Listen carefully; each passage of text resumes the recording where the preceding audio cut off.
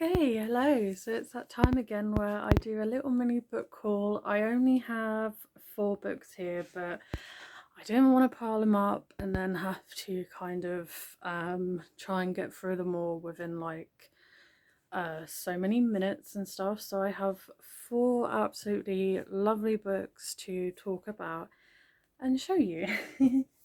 So the first one I'm going to show you is one that I picked up from Lidl for, I think it was £1.99 or £2.99, but Lidl had some YA books that were on sale, and sorry, someone posted about it on TikTok. So um one of my family members took me down there to go and get one, but out of all of them there was only one I was interested in, and that was the Society for Soulless Girls by Laura Stephen. Beautiful cover, especially on the back where you've got that picture. Absolutely love it. So I'm going to read the blurb and I don't know too much about this book. I just kind of saw it and I was like, I really want it. This is, as far as I'm aware, is a novel, so there's no other books or anything to go with it. But yeah, it says 4 dead students. 10 years ago, 4 teenagers lost their lives in the North Tower. Murderers at the elite Carvel College of Arts, forcing the university to close its doors and the case to go cold. 2 haunted girls. Now Carvel is reopening and fearless student Lottie is determined to find out what really happened. But when her roommate Alice stumbles upon a soul-splitting ritual hidden in the library and the North Tower claims another victim, time starts running out. One chilling secret to destroy them all. Can Lottie and Alice uncover the truth before the centuries-old case consumes them both? So this sounded really dark and really interesting to me, just because it sounds like a YA thriller, but the weird bugs are kind of really weird. I don't know if I'm gonna like this or not, but I'm hoping that I'm going to, and I am hoping to review this for YouTube as well. So it kind of, to me, just sounds like a dark, eerie read of a school where a couple of students have got to find out what really happened to the case. So yeah, I'm really looking forward to that one. It sounds really dark and eerie. The next one that I'm going to show you is, I really wanted to get the special editions because these, not the spine, the edges kind of had, they were sprayed yellow with like blood dripping down them, but I didn't get the special edition. But it took me ages to find this one because every time I went they never had it and I never ordered it online. But this is the You're Not Supposed to Die Tonight. The cover was absolutely really pretty, and that's what drawn me to this book, along with the title as well. It's just really, really pretty. I haven't read any of the other books by this author. This is the first book that I'm reading just because it sounds really dark and airy, and as I say, really love the cover. The cover's really pretty and lovely, and on some of the pages there's like that kind of on each chapter. But yeah, I will read you the blurb. At Camp Mirror Lake, terror is the name of the game, but can you survive the night? Charity Curtis has the summer job of her dreams, playing the final girl at Camp Mirror Lake. Guests pay to be scared in this full contract terror game, as Charity and her summer crew recreate scenes from a classic slasher film, The Curse of the Camp Mirror Lake. The more realistic the fear, the better for business.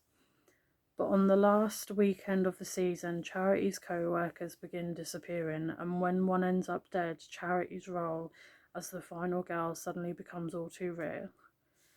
If Charity and her girlfriend Bezzy hope to survive the night, they'll need to figure out what the killer is after they unravel the bloody history of the real Mirror Lake. Charity discovers that there may be more to the story than she had ever suspected. Yeah, so this book is kind of like a campy kind of book with kind of surviving the gang kind of thing. It's like, you know, when you go to one of those horror like theme park things, I don't know, like Primeval or anywhere else, but you come out of them alive. It's a bit like one of them but gone wrong. So that to me just sounded super interesting, and again I wanted to review it for the channel. Even though spooky season is gone, I can still do it throughout winter, because as winter gets colder and the nights get colder, you know. But yeah, I just kind of thought that the next book I wasn't going to pick up, but then I kept like seeing it everywhere around, and then I just thought one day, stuff it, I'm just going to pick it up. But this has been all over Instagram. This has been all over the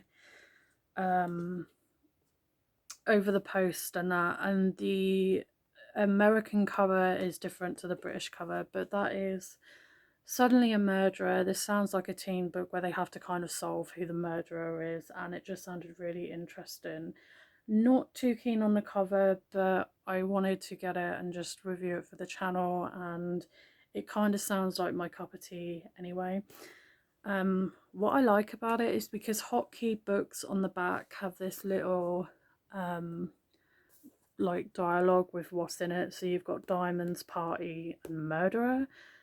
So yeah, so I just kind of picked that up, but everyone has a secret, everyone has a motive. Only one brought a knife to the party, so that sounds really, don't know what that was. That sounds kind of really thrilling. Again, haven't read, I don't know if this author has done any other books, or if this is her first book. But this is to celebrate the end of high school. Izzy joins her best friend Cassidy and 5 others on a luxury 1920s themed getaway at the glamorous Ashwood Manor. There, they party in a vintage dresses as the secrets spill and scandals unfold. It's all fun and games until Cassidy's boyfriend ends up dead. Soon, the sparkling young socialites are the prime suspect in his murder. There's the girlfriend and the other girl, the old friend and the new friend, the brooding Ajima, and then there's Izzy, the girl who bought the knife. So yeah, it kind of sounds like a Agatha Christie kind of who done it. Reminds me a lot of Knives Out and stuff. So yeah, it just kind of sounded interesting. Again, I wanted to do it for the channel. Don't know if I like it, but the cover's alright. The cover's kind of pretty. At least it kind of makes you see what the characters are going to look like, I guess. People on covers are just not really my cup of tea. And the last book that I'm going to talk about was on my, because on my phone I have like a little list of books that I want to buy, and I kind of just found this off on a whim, and I was like, this is the book that I actually wanted to get, so I was like, I'm gonna get it. Again, I don't think this author has done any other books because it's not listed. There's none other ones listed in here, but this is done by Sarah. There's her last name. You Better Watch Out, You Better Not Die.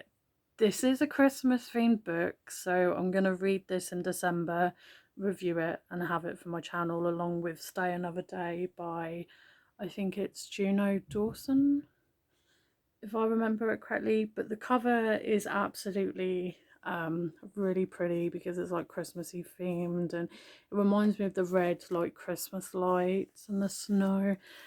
So I really kind of like the cover, and I did actually, the author did an Instagram post the other day, and I did actually comment just saying that I've got my copy, I'm looking forward to reading it and reviewing it on my channel, and that I really like the cover as well, and it does feel like a Christmassy cover as well, so I really like that. But again, when I first read the blurb for this on Instagram and saw the cover, I was like, I really want to have this, I really want to read it.